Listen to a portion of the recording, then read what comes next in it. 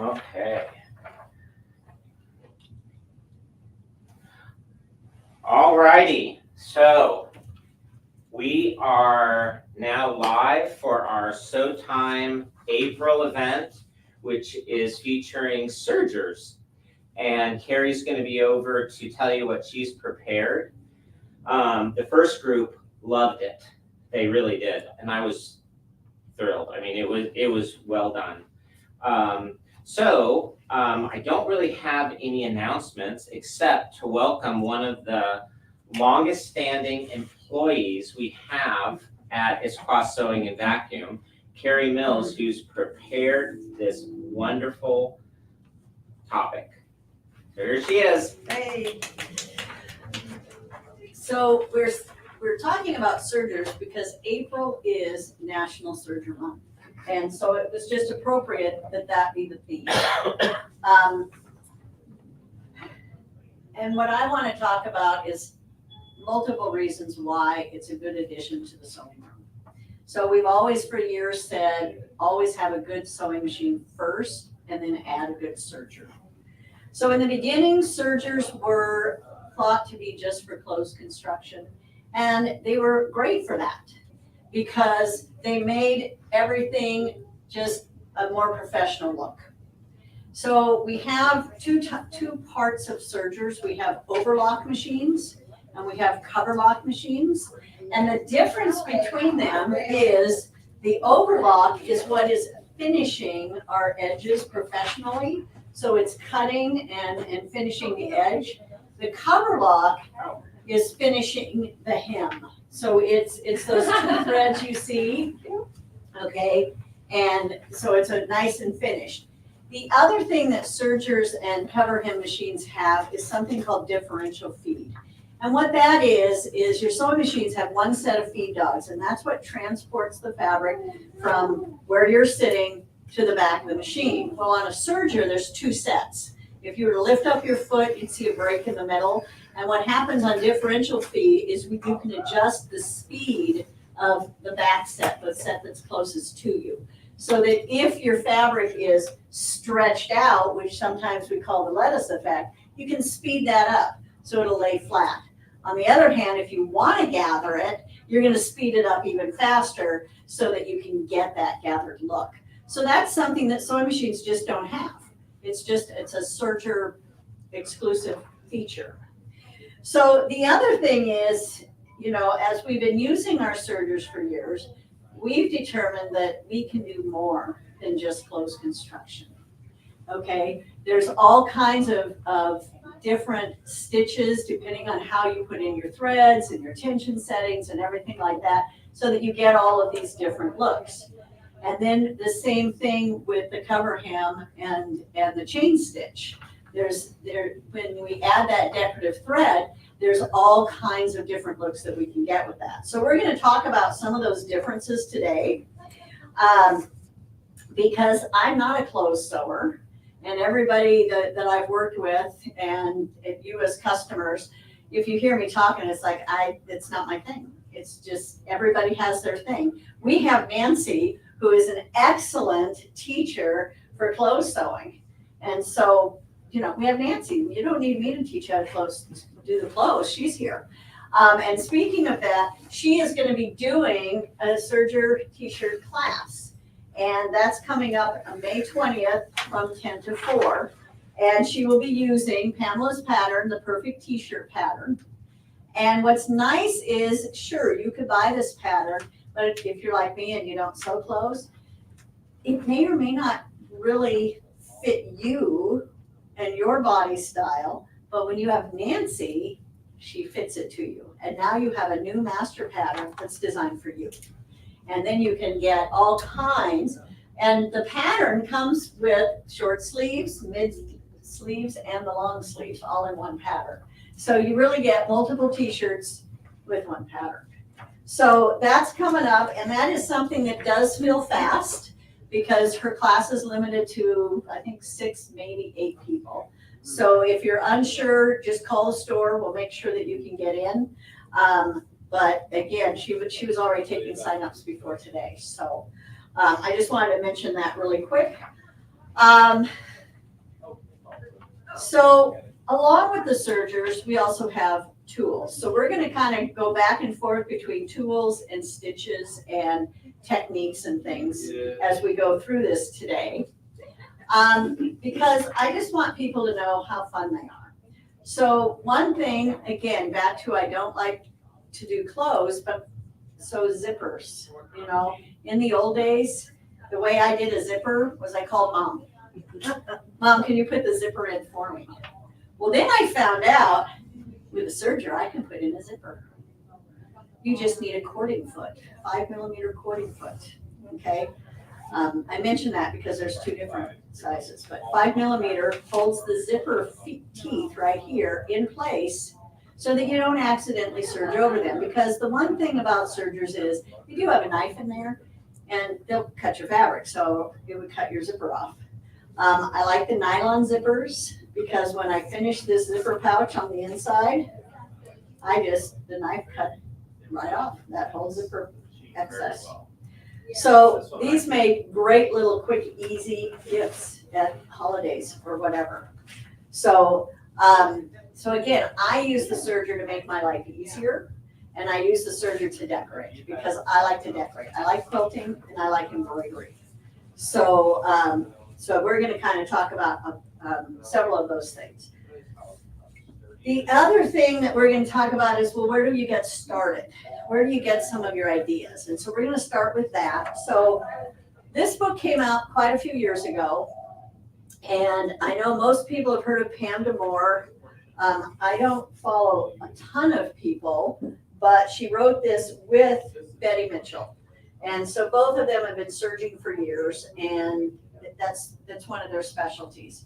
In this book, what I like about it is it is step-by-step instructions. Now, when they went to write this book, they contacted the different companies who make sergers at the time, and they said, hey, we're going to write this book, and we'd like to, you know, be able to show with pictures step-by-step how to do these stitches on these different sergers.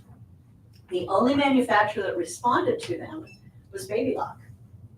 So they said, it's not that you couldn't use your serger to do a lot of these things, but they were the only ones who supplied us with a serger, so they're the only machines pictured in the book. So they have all of the instructions for the Baby Locks on how to do that. This book was written before Bernina had their new series of sergers out that are air threading. So that's another reason why that is not included in there. Probably why Bernina didn't supply them with one, because they were in the works of making a cool new one. So at any rate, this has two groups of patterns in it. It starts with techniques, but to get you to encourage you to use those techniques, it says, well, if you make them all in a square, then when you're done, you put them all those squares together and you now have a quilt. I'm like, ooh, quilt, I can do quilts. Yeah, that would be it. So you're going to have all of these decoratives into a quilt. But then in the back of the book, for the people who say, I really don't want a quilt, they have other projects that can utilize a lot of the decorative techniques. So that's a book that we've actually used here for a number of years, and we've used it as a teaching tool as well in our Serger Club. For the Berninas, we have, let me take this one out. We have a series of patterns by Barbara Goldkorn, and it's just called The Cutting Edge is the name, Serger Projects. And each one is a different project. This one shows a lot of projects and ideas, but as I read the instructions, they were really techniques that you could put on anything. But they are geared toward the Bernina sergers. And so I really appreciated that because they told you exactly how to set up your serger to do it. So this will teach you how to set up your Baby Lock. These teach you how to set up the Bernina, okay? Can you use them on both? Well, of course, I don't own two sergers, so I just reinterpreted and put it into Baby Lock terminology, and I got the projects done, okay? So speaking of some of the projects, this clutch purse, And we'll go back and forth between the techniques and the items, but this was this. I'm not a button person, so I did not make the button, okay? The only thing that I think was missing in the instructions on this particular pattern was it kind of ended with, okay, fold it and put your clasp on. And it's like, yeah, but isn't everything gonna fall out the side? So all by myself, I had the idea of sewing up the side. It was amazing, but I figured it out by myself. It's okay. I also discovered these fun little magnet things.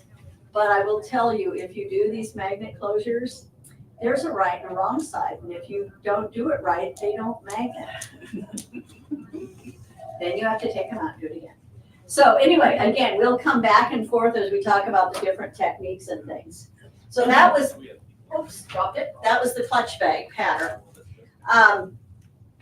What I like about this pattern was the fringe. But on the clutch bag, I found out that it also had fringe. And this was a smaller project for me to actually get done in time. So, but we have both patterns available. This one, Laura and Alexis helped me with making some of the projects. And so Laura chose this pattern, and it is like a tablet or iPad case. Includes the zipper, fully lined, but we used the cover hem stitch with the decorative thread in the loopers. So then it was sewed upside down. So this was the bottom of the fabric as you fed it through the machine. Right. And so she decorated it. I also learned from both of my coworkers that they like things very straight.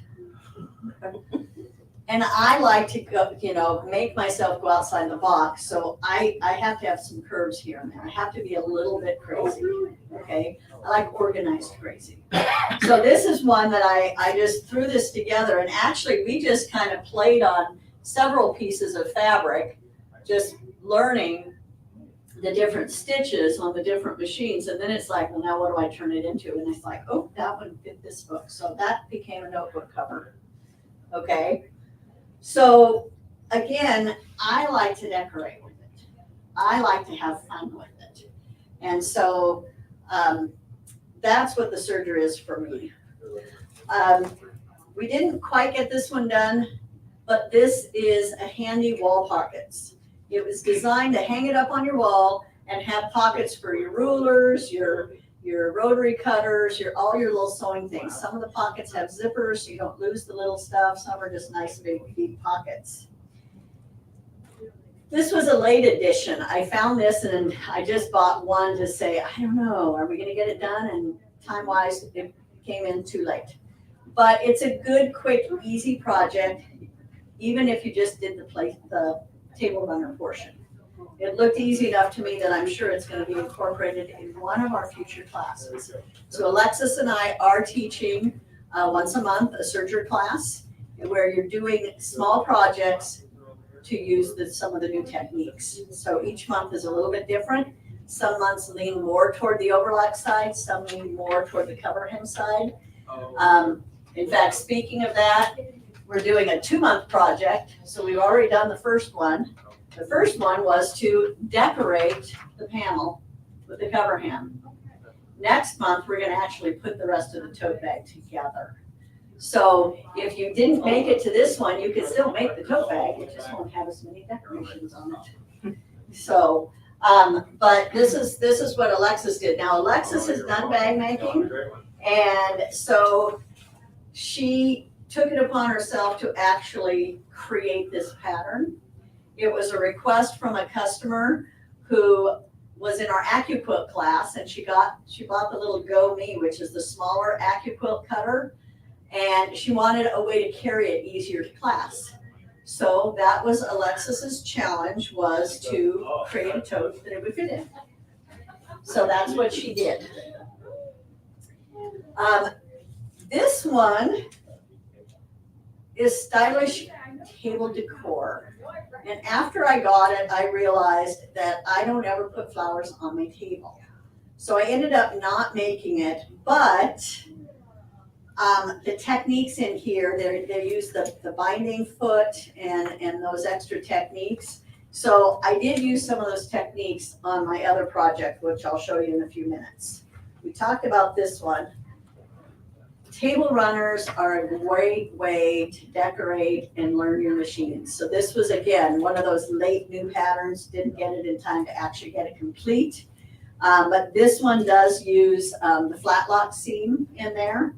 But you can see table runners, this shows off Baby Lock's wave stitch. At this point in time, that's still exclusive to Baby Lock.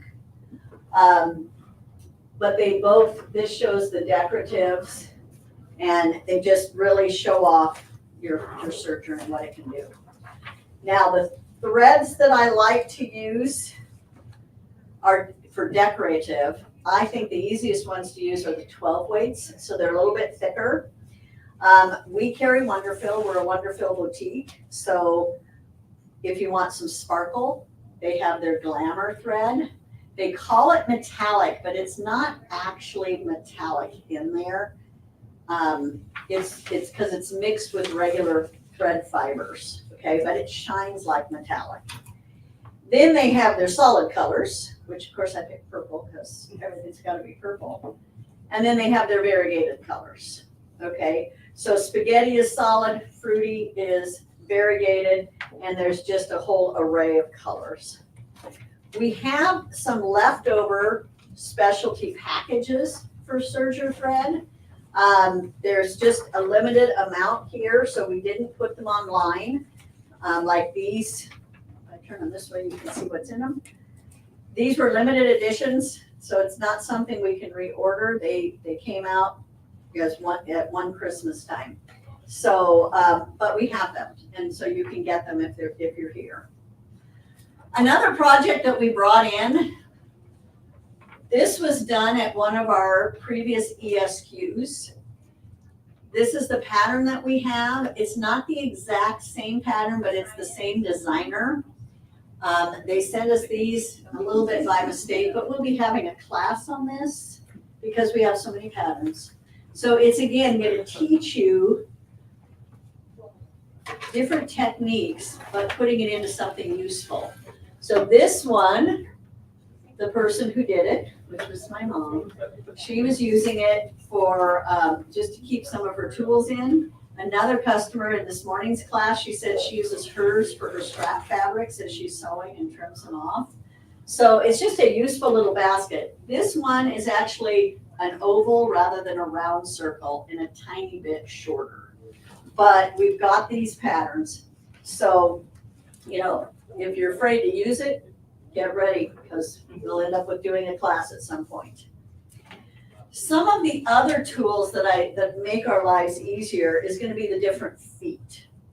Now, what I love about both Baby Lock and Bernina is when you contact them and you say, hey, I'm getting ready to do a presentation and I need to know exactly what are the correct tools to use for this.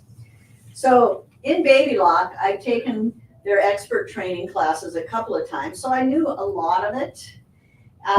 But I wanted to do the same thing with Bernina. So I contacted them and I just said, hey, this is how I do it on my Baby Lock. How would I do it on my Bernina? And so the one thing that I like to quilt when I want it to be easy. So I took a jelly roll and I set up my serger for a 4-thread overlock. And I used my lace applicator foot because I can move this guide. And I used that as the guide. And I measured it out to be a perfect 1/4 inch seam. Now I have a finished raw edge, but it's finished on the back, and it's a perfect 1/4 inch. Now I also played with the settings on the machine, and by changing a couple little settings, I could also acquire the scant 1/4 inch if you prefer it. But I decided, because this one is the scant, and this is the full 1/4 here, I decided after I did that I really liked the look of the full 1/4. But that is, all of this was done on the serger, and it really took me less than 2 days. You know, it was more of the evening. So one evening I did all of the strips one way, and then I cut them, and then I alternated them. So But that was all done with this foot using that as a guide.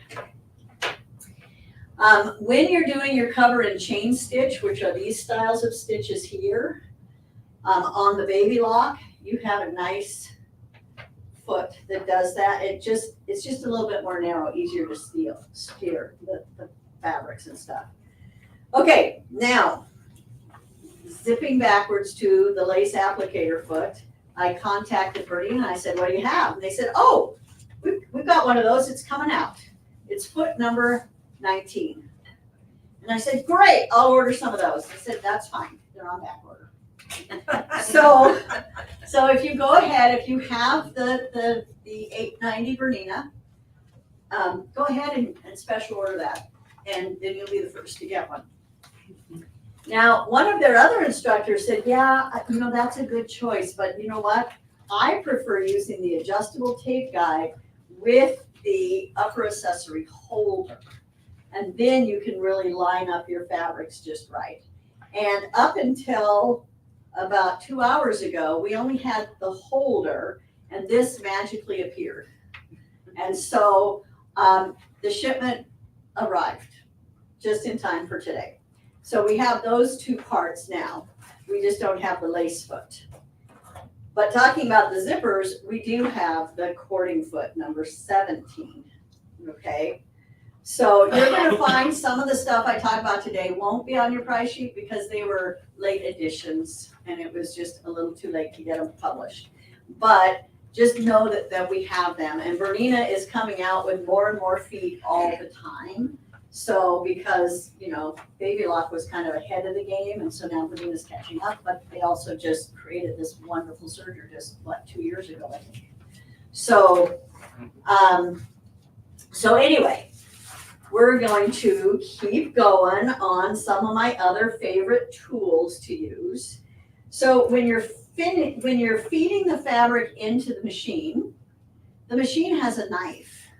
So I know for years and all the training that we had with Baby Lock, Baby Lock would say, you know what, there's just no rules with our machine. And it's like, well, I hear that, but from a teacher's standpoint, I think there's one rule, and it's a safety rule. Your finger, in my world, should never be closer than the front of the foot, because right here is the knife, and it's going to cut your finger off.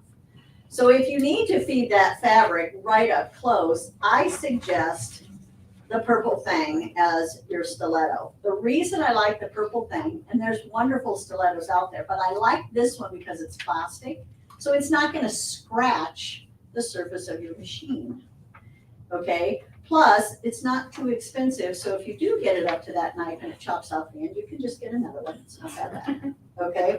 But the other reason I like it is simply it's purple. And, you should just have everything that's purple. I'm just saying, Okay, the cording foot, we talked about it for zippers. Again, I just want everybody to see that it has this beautiful groove right here for those teeth to fit in, okay?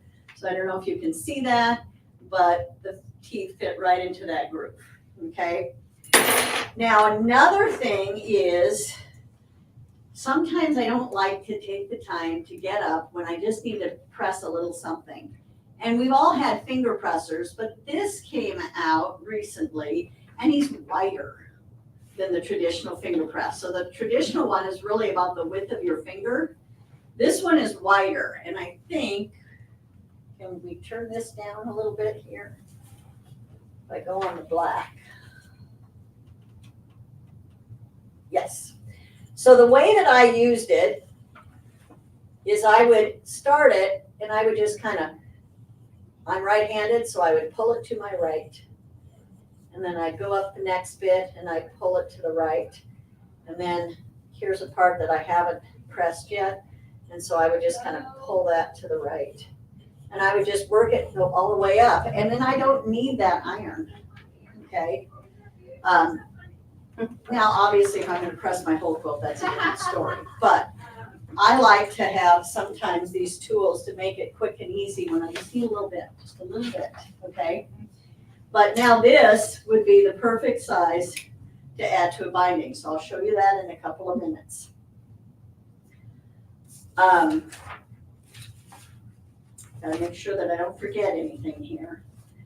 Another tool that I like is called the double-eyed needle. Let's see if I have a background that'll show this a little bit. What it is he looks like a needle. He's not super sharp on either end, but he has an eye on each end. And so you take the tail of your serger thread and you thread it through there, and then you work it under your stitches. And about 1 inch is all you need to secure that thread. And then you just pull that right on through. And it'll bring your thread in, and then you can trim the excess off, okay? So I like the double-eyed needle. The only thing that I find is difficult is I need to find a way of not losing it. Okay, Oh, I have the perfect way. yeah, Put a Velcro dot on your machine, the sticky back, and then you have the other part, and you hold it there, and then you stick the other one on, and it'll just pinch it in Velcro between. in between the two Velcros. That would be a good Dots. idea. Yeah, Okay, because it doesn't, it's, it's a little sticky, but it doesn't hurt your machine. Right. And it's not metal or right, magnetic. I mean. right, yeah. So that would be a good thing. Okay, so that's one way of securing the end. And then the other way is fray block. Now, there is a product called Fray Check that we've all heard of, and then there's Fray Block. We prefer Fray Block. The reason is Fray Check over time gets yellow and hard and crusty. Fray Block stays clear and stays soft and pliable. Now, it is the consistency of water. So when you first open it, don't chop the end off, because it will all fall out. You want a little tiny hole, and then put the lid on right away, because it is a form of glue, okay? And so we all know what happens when it'll dry up. So you just, every time you reopen it, you pick that little end off. It acts like a toothpaste tube, so you tend to want to roll it up as it gets old. It is metal. I found that mine got a little hole in it, but I didn't worry about it because it kind of self-sealed with glue, so it was fine. And you don't need a lot. You just need a dot. I also learned that if you're, maybe if it's a napkin and you're doing the little corner, and then you got to lay it on something to dry, make sure the corners stay in the air. I had it stick to a chair once, and I had to pull it off. Kind of takes the varnish off the chair. So little things that you kind of learn, okay? So the other thing is the perfect pencil. Now, if it's perfect, then you gotta have it, because who would want an imperfect pencil? Yeah. This is a new product by OESD within the last 6 to 12 months. It writes white, but it irons off. So everybody's had friction pins for quite a few years, but when you contact the company, they will tell you they did not design those pins for fabric. And so if you find that the lines are not coming off, that's because they weren't designed for fabric. So the friction pin company had enough people contacting them that they did their own study of, well, how do we get this ink out when it doesn't want to come out? And they found that Amedex is one of 2 products that works. It's the only one I remember the name of, because it's the one that we can get here and we can sell it here. So if you get a friction pins, they're great. But if you get a type of fabric, and I think it might be something that they put in the fabric that has a chemical reaction to it, Amedex will get it out, okay? This one I have not noticed a problem getting it out with the iron, okay? It's just made with different chemicals than the friction pins. So I do like that. Is it a pencil or a pen? It acts more like a pencil, almost like a wax. Yeah. It feels like a wax pencil of some sort, but it does tend to come out. Now, you don't get the fine tip to it, okay? But for the things that I mark, I don't need it for that. I can use other things to get the fine tip. And then I love Wonder Clips, because if I do want to put binding on, I'll just use it on this. I can simply bring this around and put the clip on. Now, the reason I love clips with sergers is sergers have a knife. And if you leave the pin in on a sewing machine, you might break a needle and you might jump over it. But on a serger, the knife will cut the needle or the straight pin. So I like Wonder Clips because as I'm feeding it in, you can't miss taking that knife out, okay? So I did this little piece of binding, because we're gonna jump back to thread here for a second. Wonderfil also makes a thread called Iron Infuse. What it is it's a fusible thread. If you're gonna bind a quilt, and I found that a 3-thread, well, I used a binding strip that was literally pretty thin. And so when I folded it, it was very thin. So because of that, I only used a 3-thread. You would put the iron infuse, so if I stitched it in this direction, I put my iron infuse on the lower looper. When I roll it to the back side, I can press this with my iron, and now I can either leave it and call it good, or if it's going to be used, I still want to sew it. But if you've ironed it just right, you can stitch in the ditch and it'll catch on this side. Or you can still do it the old-fashioned by hand, okay? But I really like that product because I don't sew very straight on a regular basis, so I can kind of fudge a little better. So that's Iron Infuse, and just in the lower looper is all you need it for. When we're stabilizing our fabrics, I like to use a couple of different things. So in bag making, we're used to Annie's Soft and Stable, which I did use in this, okay? The pattern called for Bosal placemat templates. So their foam is already cut in the shape of a placemat. Well, I just sort of faked it because I didn't want to go try and find these placemats. And I just used this, and I think it was good enough for what I wanted to do. But I did want to try their product. So I found this table runner size that said it was fusible, and I used it to make my tote bag.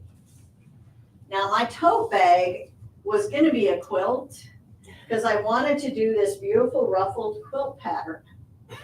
But you should always read your instructions a couple times first, because I missed the part of the instructions that said, take your width of fabric strips here and sew 2 of them together and then ruffle it or gather it. And so because I didn't do that, they weren't wide enough to do a quilt. So I came up with a tote bag. Now, I'm not a big tote bag maker, so I just made it up as I went, trying to think of all the different things I wanted to show off with my serger. So the ruffle shows you a rolled hem on the edge, the fact that I ruffled it with the chain stitch, and then I used a cover hem to install the needles, or the ribbon to attach it. On the back, I decorated it with a chain stitch and 12-weight thread in the looper. For the straps, I used the belt loop binder tool. So the belt loop binder allows it automatically, as you feed the fabric in, it will fold it, and then you use the 2-thread cover hem to stitch it down. Well, I did 3 of them per handle, and then I braided them together. And so that's where I got my handles. Then I saw a cool thing, because I like to do zippers, but I wanted them to be pretty. So this is kind of a wave stitch, using a wave stitch to install the zipper so that it was, on the right side instead of the wrong side for decorative. And then of course it had to be fully lined. And if you know me and my machines, this is what my Bernina looks like, because this is the matching fabric for my Bernina. And this is the dark version of it. So I had to use the fabric because I have a bolt of it, of each. So, but that is my new tote bag. And I even remember to box the corners, and I did 90% of it with the serger. And I did just a little bit of top stitching with the sewing machine. So I decided this thing is really big and I can carry a lot in it. So I will be doing that. The other thing that I really enjoyed with the serger is lace. Now this is a pin tuck using a roll pin, so you can see that. But this is lace. This is like crocheted, only it's not. It's done with your serger. And I practiced first because when I first was doing it and practicing, I wasn't steering very good, and so there was like holes. So then I would run over to the sewing machine and zigzag the holes together. But then I kept practicing, and I think I got it because I didn't have any holes in this one. Now I still practiced on just black cotton, and then I took this pre-made from OESD towel, and I just added it to the bottom. Because that way, see, if I didn't get it good, I wouldn't ruin the towel. I waited until I got it good. Okay, so that was a lot of fun, and it will be something that we will use in our serger class coming up. This project, I had my granddaughter helping me choose fabric colors because I have a lot of fabric and I never can make up my mind because I like them all. And so she chose this color for the inside and this for the outside, but the outside doesn't really show from far away the stitches as well as the inside does. And then this is the one where I learned about the snaps being a magnet. They have to be the right way. And then we just did a decorative 4 thread around the edge and put in the handles. So she gets a little tiny tote and she's going to be excited about that.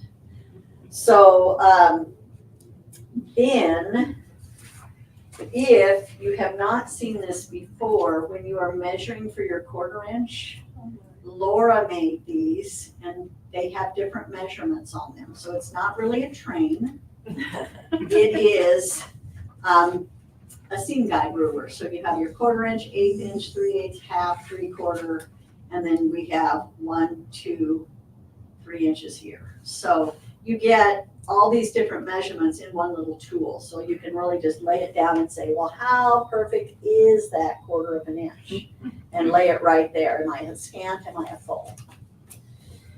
This pattern, really, I sort of found it and it was like, oh, I remember that project. And we were supposed to be, it came out of this book to where you're using this chain stitch to make it kind of look like you folded the fabric. Okay, like a cathedral window.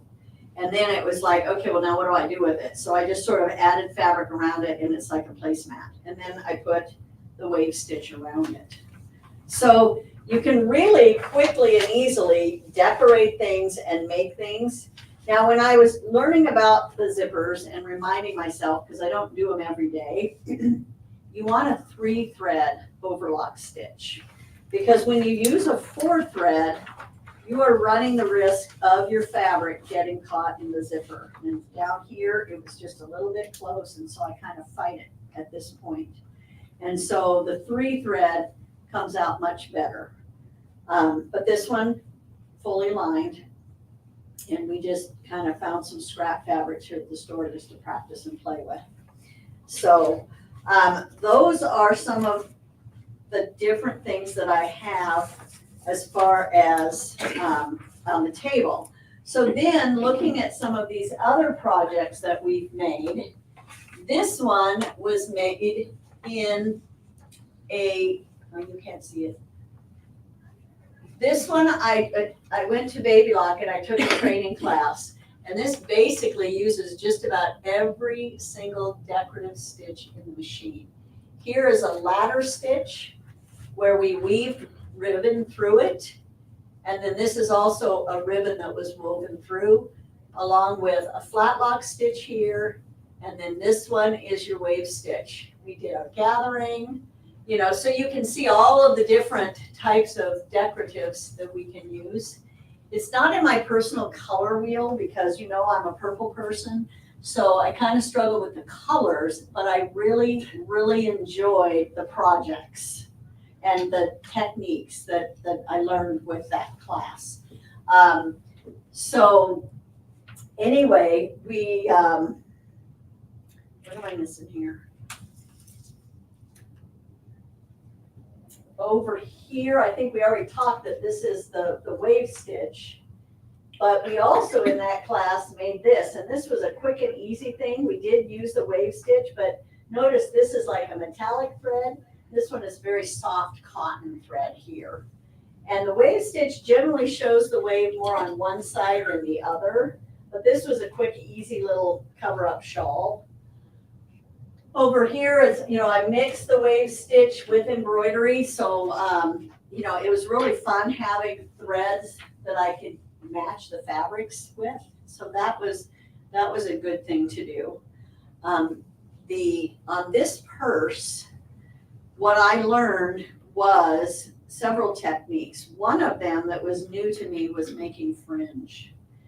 The interesting thing was, again, in the terminology between baby lock and Bernina, on the baby lock, it's a ladder stitch. And then you put them close together. And then on the Bernina, they called it a 2-thread wrapped overlock. And then after you create this on your edges, then you go to your sewing machine and you do a teeny tiny zigzag right here. And that's going to hold your threads from falling out, because when you're done, you turn it to the back side and then you cut. So this is a 12 weight here, but in my needle, it was just a standard weight. That you cut the needle thread. You're not cutting the looper thread, but just the needle thread.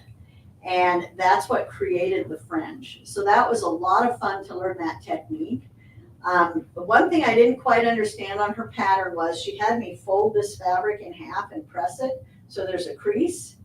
But I never figured out quite why, because they said just do this on one edge and put the other edge under there. So my guess was it was maybe a measurement, but I didn't quite figure that one out. If you're not familiar with flat locks and some of their other uses besides decorative, their original purpose was to take 2 pieces of fabric, and even though you sew them like this, when you open them out, they would be literally flat without that extra seam sticking up. And I think originally it was like heirloom type pieces, but more recently, cancer patients who lose their hair, they need hats. And the flat lock seam is not giving them any bulk because their skin is very sensitive. So obviously you would not use a metallic thread.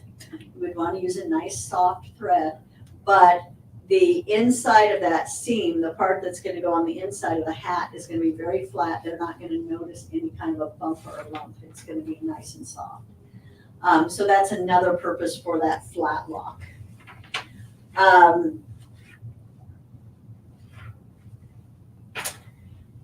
So most of everything that we do is in decorating. And I just want to make sure I didn't forget anything. So I'm just going to look really quick, make sure. The Bosel table runner that we talked about is on our price sheet here in the store. It didn't make it to the online store because we just literally added it this last week. But it was a lot of fun not to have to cut, you know. So it was good. I don't know that I noticed a big difference between the 2 products as far as one being better than the other. I think it was just more of the shape of, you know, whether or not I wanted to cut something. So anyway, that is kind of rounding everything up unless we have extra questions. Oh, I do want to say, when we're talking about baby lock feet, both of these say lace applicator feet. The difference is what machine they go to. So the one packaged in pink goes to your overlock only 4-thread machines. The ones packaged in green go to your 8-thread, which are combination cover and overlock. And it's just how the needles are gonna fit within those feet. So it is important to buy the right foot so that your needles don't hit things they shouldn't. I think we talked about the curved foot and how it's shorter, so it makes it easier to go around corners. And so that is a favorite that, you know, sometimes you forget you have all of these tools. And a customer reminded me last week about the curved foot. And it's like, oh yeah, I need to use that one. Your feet will not come pre-painted in purple. That's just so I don't lose them when I bring them to the store to work with people. But definitely if you're thinking about a serger, National Serger Month, we've got some excellent sales going on right now till the end of the month. If you're unsure and you want to join our serger club, but you don't have a machine, let us know in advance and we can, you know, we can come up with a loaner, okay? And that's a good way to try before you buy kind of a thing. So all of these things are, you know, just meant to be fun and definitely take advantage of all of this when you can. So I think that's it, unless we have questions. Okay, so, you have a question? Yeah, and if this is too, takes up too much time, I'll talk to you later. Okay. Other than brand loyalty, what might be the pros and cons of Baby Lock versus Bernina? Like, are there, like, Baby Lock is known for these kinds of things and Bernina, if you want these kinds of things, or do they just compete head to head? When it comes to the quality of the machine, they're the same. So you're gonna look at features. So of course, Baby Lock's been doing the air threading longer, but there are some things about the way the Bernina air threads that, you know, I was at work using the Bernina, and to air thread, you tap the pedal, the foot control, and it locks it into the threading position. You tap it again and it activates the air to go through. With the Baby Lock, you're pushing the button. They both work just fine.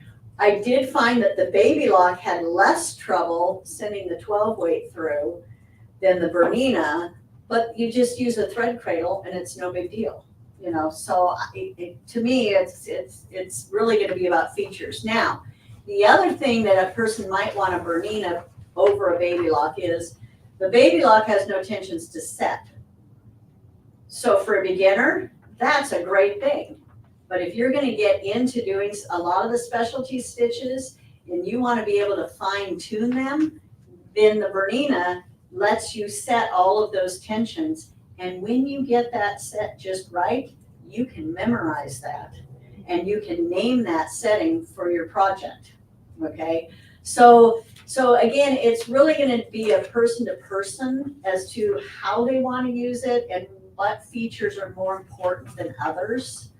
You know, but as far as the quality of the machines, they're both over the top. And the Bernina has the screen functions where they have literally built-in tutorials right in the screen in front of the customer, which is so nice. And video tutorials, step by step, you know. So that's a big difference. Yeah.